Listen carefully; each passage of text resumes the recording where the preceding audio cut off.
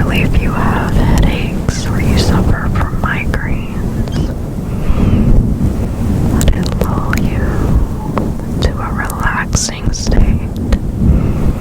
I am going to go ahead and read to you a short story that I wrote called The Man in the Lake by Restful ASMR, and it features sci-fi romance. After the death of my reclusive grandma, I've inherited her old cabin, along with acres of land stretching far into the bleeding horizon.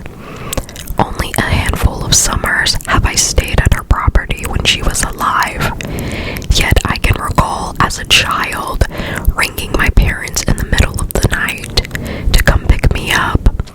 The exact reason I am unsure of, but I remember this feeling that something was off with this place. The final summer, when I was about 18 years old, was my last day at the property with her. Summer 1974, so this is a flashback. We're in summer 1974, so we can imagine cicadas humming in the heavy heat, calling to me from outside the cabin. I readied myself for a swim in the lake, located near the forest on the property. I emerged from the cabin, looking up at the blue sky, noticing soaring across the infinite expanse was a cluster of blackbirds. How I longed to lift myself and fly into the air like them. The cool breeze tousling my blonde hair lightly, already sweat perspiring on my forehead. With the back of my hand, I wiped the small droplets and made my way to the farmhouse where my horse, Pokey, stood awaiting. "Hey, Pokey," I greeted, unlatching the gate for her to walk out. She was a strong brown mare that Grandma had bought from a man who raises horses only 2 summers ago. Grandma not only bought Pokey, but also her mother, Sunny. I grabbed my saddle, which was draped over a part of the wooden gate, placing it on Pokey's back. I climbed onto my horse, taking hold of the reins. We exited the small barn and began with a light trot, and once the cabin was no longer in sight, is when I motioned with the reins by a light tapping to accelerate speed. Understanding my gesture, Pokey increased her speed till she was running at a full pace. Quickly, the breeze blew past us in a cool wave as we headed to the lake, hidden in the forest. All around us was the waving of tall, sweet grass and trees decorating the far horizon in vivacious green. Birds flapping their wings across the blue sky, falling then rising with the wind as if they were an unbeatable wave. Pokey slowed down to a relaxed trot as we arrived at the outskirts of the forest. She entered the glorious green expanse. Extended branches from the trees tickled my face as we traveled down the familiar path to the lake. The sun's light penetrating through the circle of green, enlivening the forest with beauty. Birds chirped, welcoming us. Just a bit further, I encouraged Pokey, believing she could understand me. Past a wall of trees was a long dock, gently floating on the water. The lake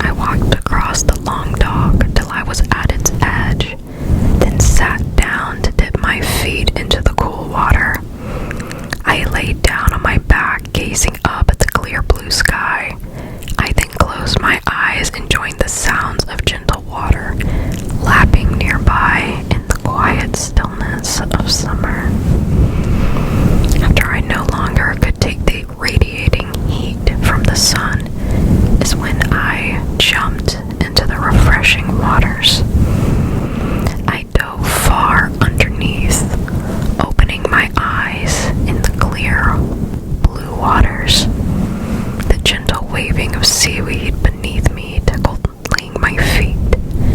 I swam further down, looking up at the sun with its brilliant light speckling the waters above me.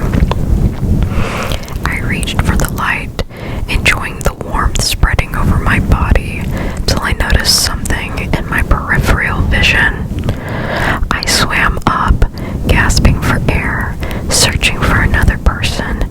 No one was in sight, but the gentle swaying of water and trees all around. Again I dove underneath quickly, scanning for someone. But like before, there was only the clear waters and seaweed. I swam to where the seaweed gently swayed from side to side. Behind the wall of waving green, I was face to face with the handsome man with glowing silver eyes. I screamed underneath the water, quickly swimming upward, gasping for air. For dear life, I swam to the dock, emerging from the water. Yet, something inside of me screamed at me to not leave. I stood on the platform at the water's edge, waiting for the mysterious man to reappear. From a couple of feet, the man with the glowing silver eyes emerged from the water. He had wet, curly brown hair with a clear complexion. His eyelashes were dark, magnifying the color of his eyes. He was handsome.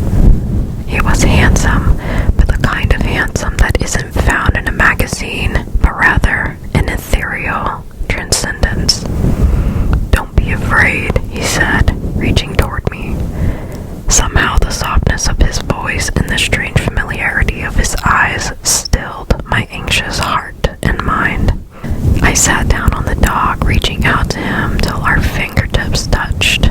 Electricity emitted from them, sending a flood of memories into my mind. Yet these memories were not of my own, but of someone who resembled me. My mind transporting to a harrowing, demonic sea. The woman who possessed my likeness, drowning. Yet it was this peculiar, silver-eyed man who saved her from the clutches of death.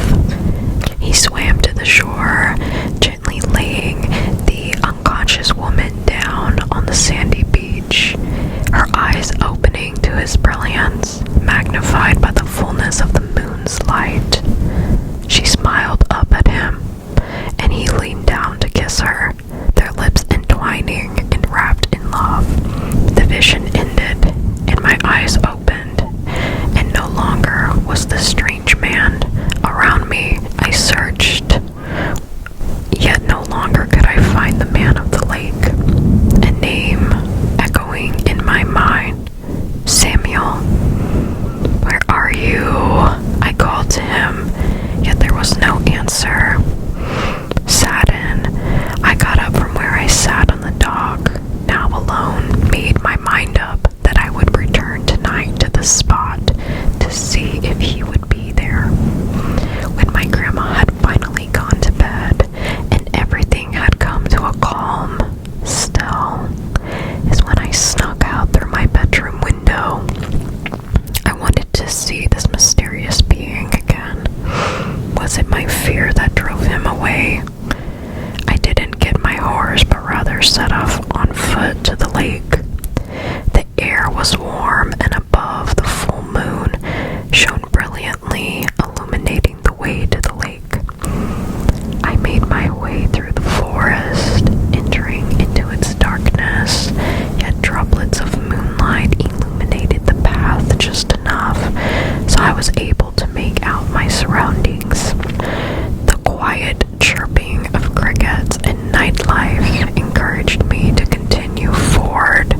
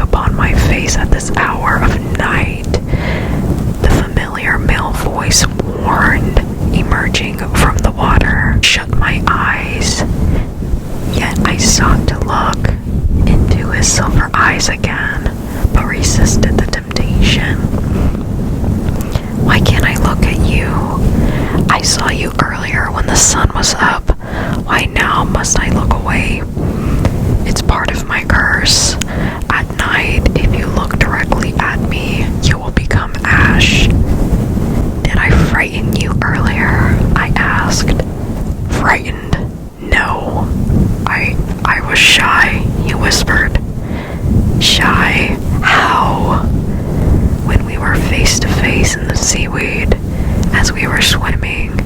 You caught me by surprise, and I thought for a second, you are a mermaid, he whispered. A mermaid? I wish. Your name is Samuel, right? Yes. And you are Holly. My eyes widened in surprise. Yes, but how is it we know one another's names? During the vision, our minds were intertwined, so not only could you see into my thoughts in past life, but I could see into yours as well. Okay then, who was that drowning woman? Someone I loved a long time ago, but she is gone now. Gone where? Doesn't matter now. Okay. So how is it you are connected to my family? I mean, how is it you know my grandma so well? Well, her and I go way back, but I've always known your family, even before your grandma existed. What do you mean? The woman who I fell in love with was one of your ancestors from centuries ago. Ever since then, I haven't left your family, but I've become a major part of their lives. How so? Throughout the centuries, I've helped your family by granting them wishes in times of crisis. If I continued my assistance to them, they would ensure that I could marry that woman. So what happened? No happily ever after. The woman did not share my affection, so I was cursed. What I had saved her from became my curse. A lot of people throughout the centuries have said to me in secret that I should have let her drown. How could I let someone who I had a true heartfelt connection to perish? It's funny. The very thing I had saved her from became my master. Yet at night, when the moon is full, is when I could shed the confines of that body and live who I am meant to be. Yet I am still bound to this wretched water. How awful. How long has this been happening? Where you transform and basically do all of that and have to shed, I don't know, like you talk about like shedding your skin, like it's a process and it's painful, but I get through it each time. Grow the bones back and swim through this water. So, but how long has this been happening, Samuel? 200 years. Jeez. Have you been alone this whole time? Kind of. There are times when I'm visited by your grandma, but only when it is raining. The rain is a shield to your eyes as a human, so I can appear in anyone's presence and not turn them into a pile of ash. Why does she visit you? Sometimes for wishes, sometimes we have a pact, whereas she'll tell me and keep me updated about the outside world and how everyone in the family is doing, and I in return will grant her any wish she desires, humane ones that is.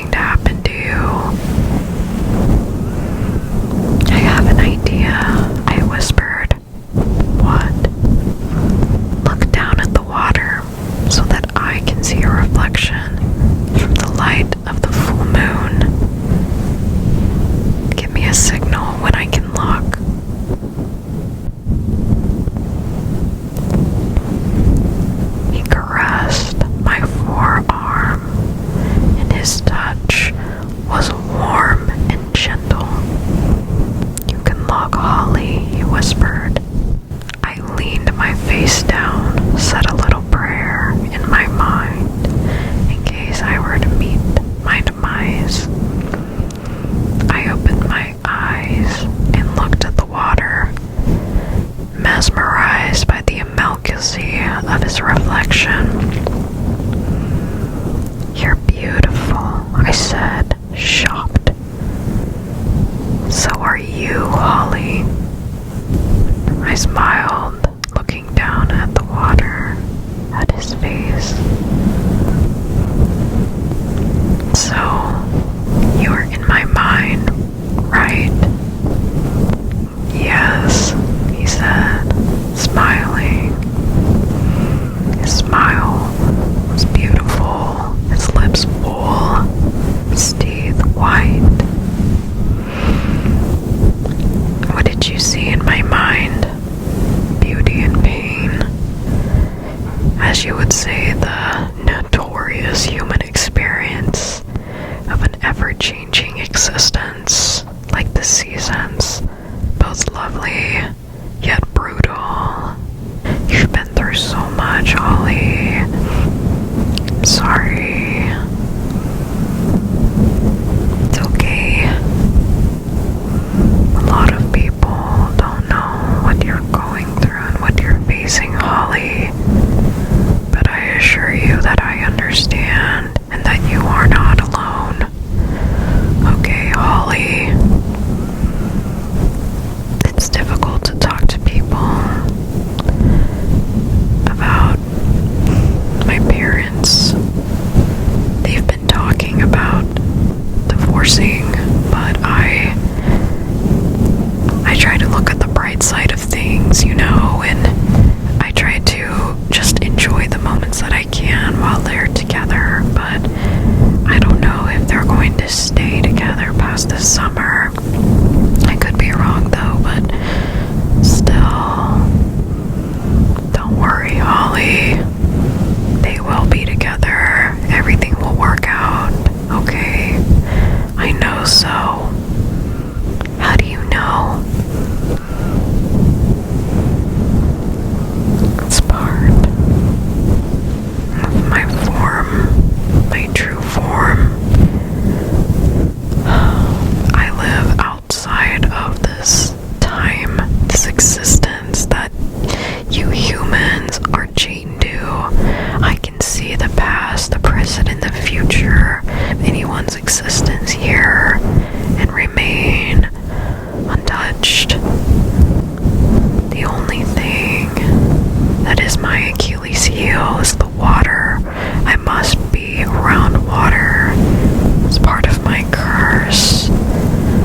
This curse is my mortal experience as an immortal."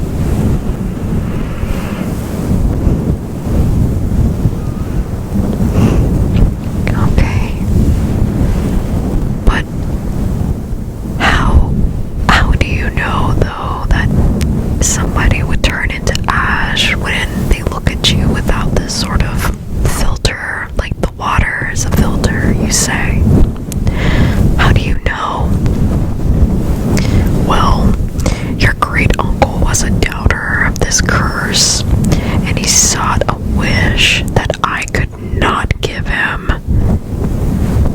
For you see, it would have caused great harm to his wife. So I rejected his proposal, and instead of keeping his eyes concealed from my form, he looked directly at me. His expression of anger burned away in the blink of an eye. Wouldn't he have visited you during a thunderstorm or something, though? That doesn't make sense. Why would he go?" He was impatient, Holly. He was impatient. There wouldn't have been another thunderstorm for 2 weeks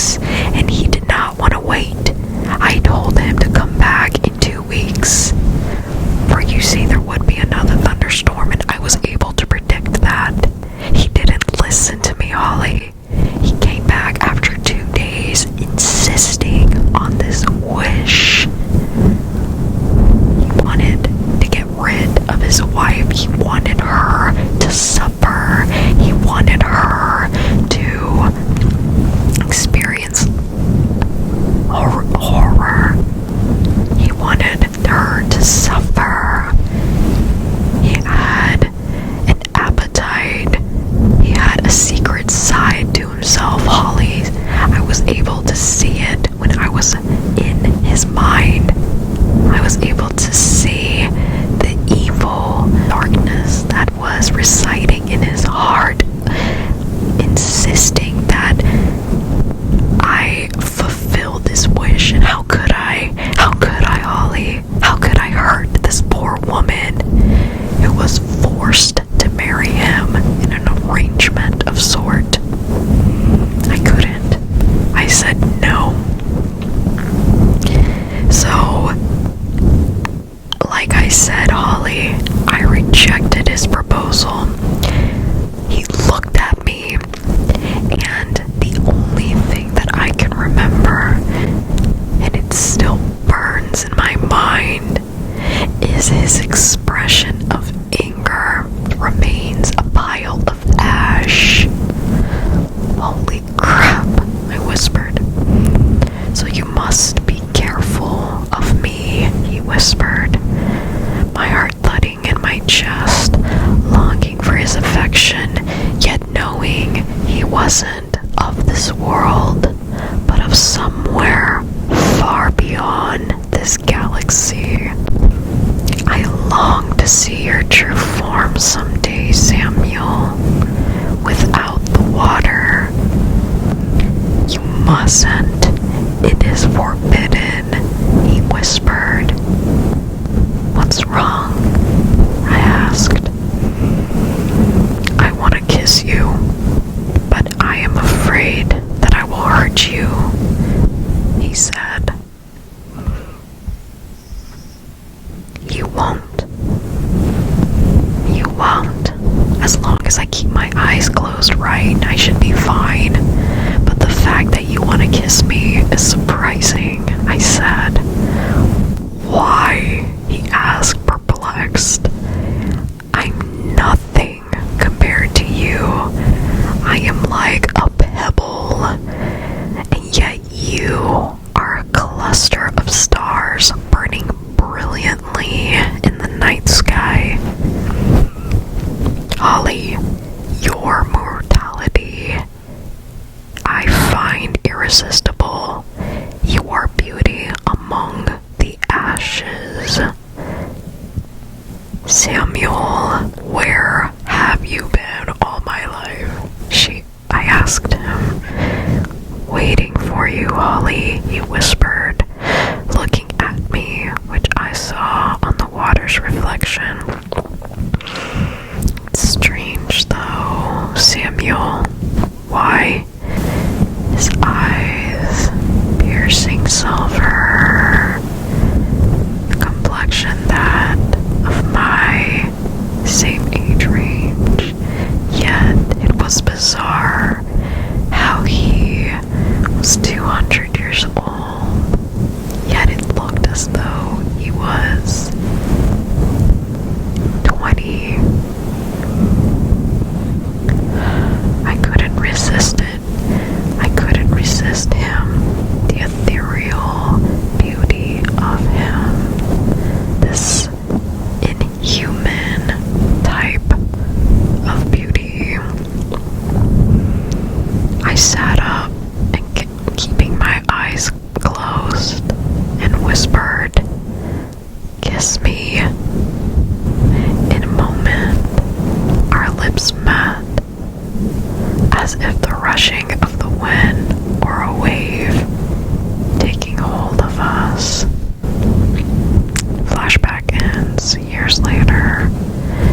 The radio blasting in my car. The windows were rolled down as I drove down the familiar road to the property. It was summer and the heat was heavy, moisture filling the steamy air, sweat collecting at the top of my forehead as I parked the car in front of the familiar, yet dilapidated cabin.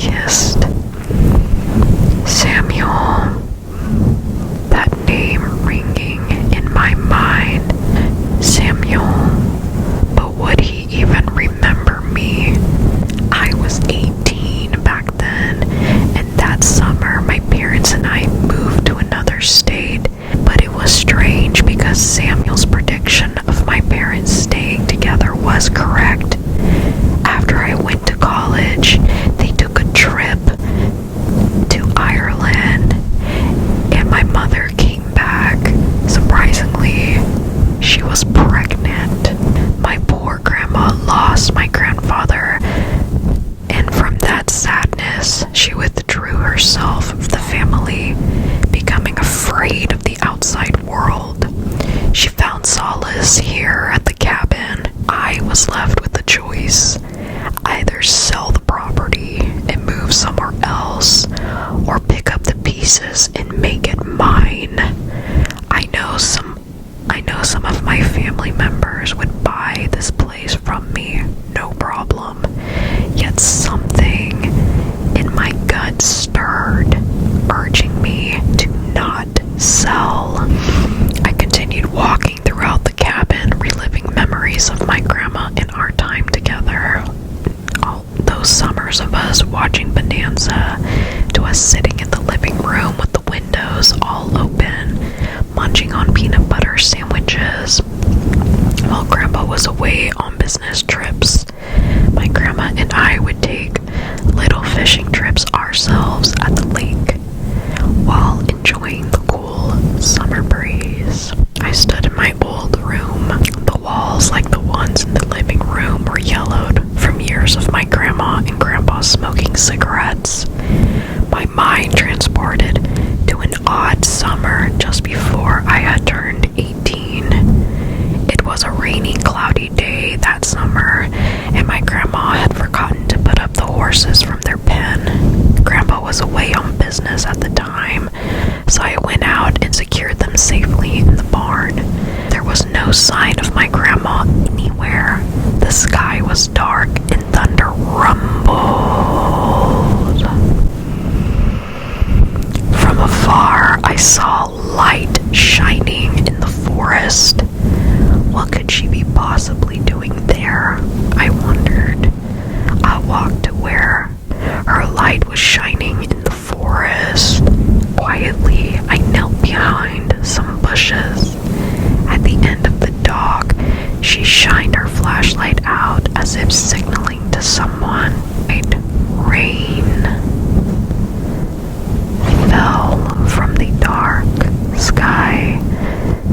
I knew that it would not lessen, but increase, but I just had to know what my grandma was doing. The rain continued to drizzle. At a distance, an orb of light appeared from the other side of the lake, following her signal.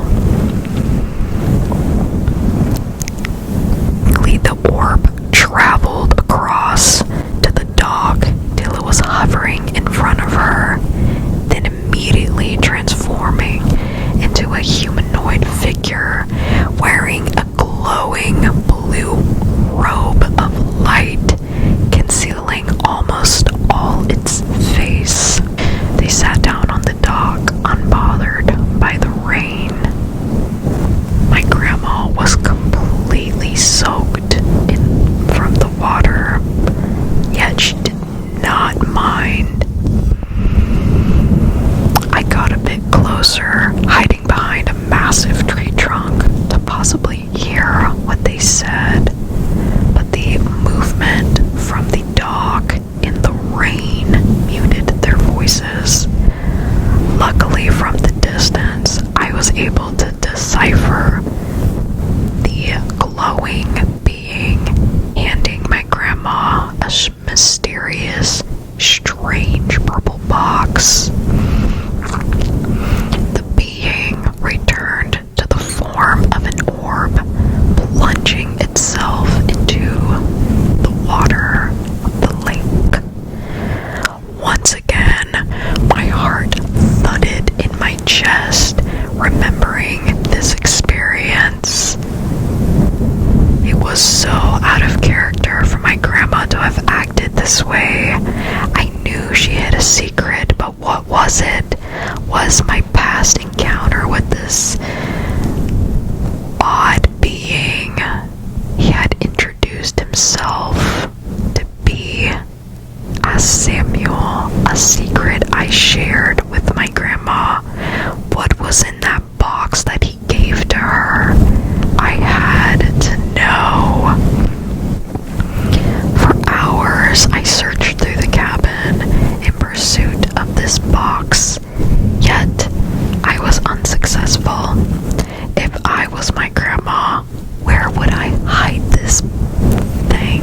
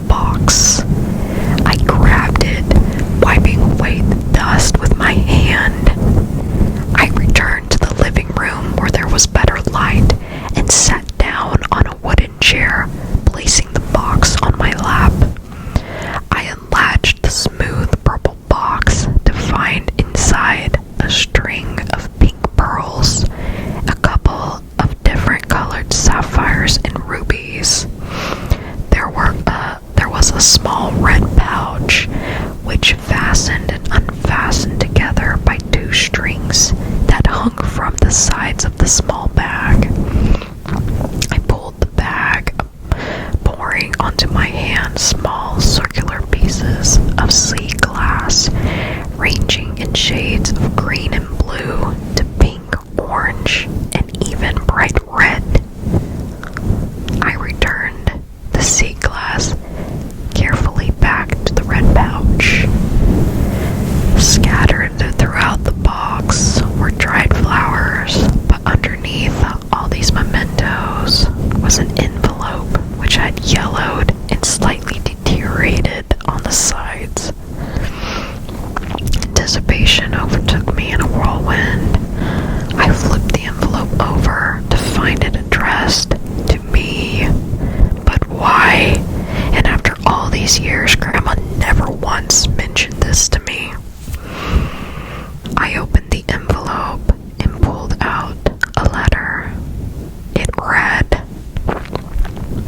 "Holly, please forgive me, for I have concealed an important truth from you. Your grandma and family made me lie to you to protect you.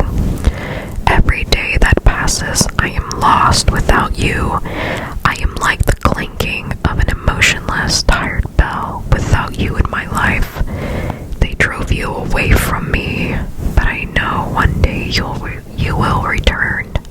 You then will know the truth of who you truly are and how important you are to me. Come find me, Samuel." "Samuel," I whispered, as if he was next to me, recalling his ethereal, beautiful reflection from the lake's waters. The sun, now setting in a kaleidoscope of pinks and oranges, but from the distance, dark storm clouds grew, cascading over the light. Thunder rumbled and lightning flashed across the now darkened sky. Like my grandma, I fetched from the kitchen drawer the notorious flashlight she had used and walked down the familiar path to the dock. The sky now dark and rain falling in a heavy drizzle. The dock over time had lost several boards, and there were a couple of holes where I could have easily fallen into. Yet I kept my bare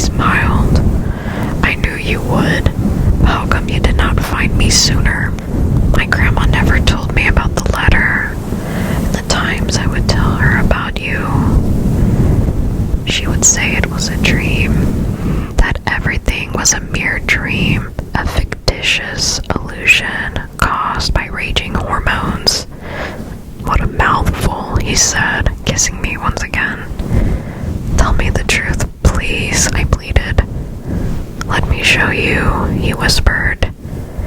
He stood up, staring at the water. He motioned in the air, a signal causing the water to shake and rumble. "Hold on," he said. The water continued its movement, causing me to grip a side of the dock so I wouldn't fall in. Yet he was unmoved by all the commotion. Arising from the dark waters was a triangular silver craft, quietly hovering above the now still waters. "Holy crap," I whispered. "Stand up," he whispered, smiling at me. A glowing path appeared to the craft, which opened its doors to us. Emitting from the open door was bright light, urging us to enter. "Come with me," he said, holding his hand out to me. I thought I had no other choice but to stay here, I said, arising to take his hand. I wouldn't leave you to that fate." "Before we walk on the glowing path, you must open your mind to me so that you will see all the truth," he whispered. "Okay," I answered, and the entwining of our lips, our minds, in a bright flash, were transported from pyramid ship traveling through a galaxy of splendid wonder in search of Earth, a mystical planet akin to our home planet, Aculine, in hopes of concealing my true identity, Empress of the High Heavens. My father, the king, assassinated by my uncle to steal the throne.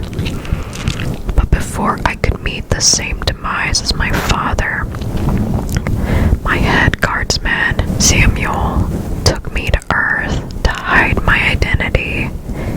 For centuries, I lived a human life, occupying different vessels within this family I was adopted into after Samuel used his powers to turn me into a spirit, shielding me of the memories of my true origins upon my request, preventing my horrible uncle from tracking my whereabouts, tricking him into thinking I was deceased.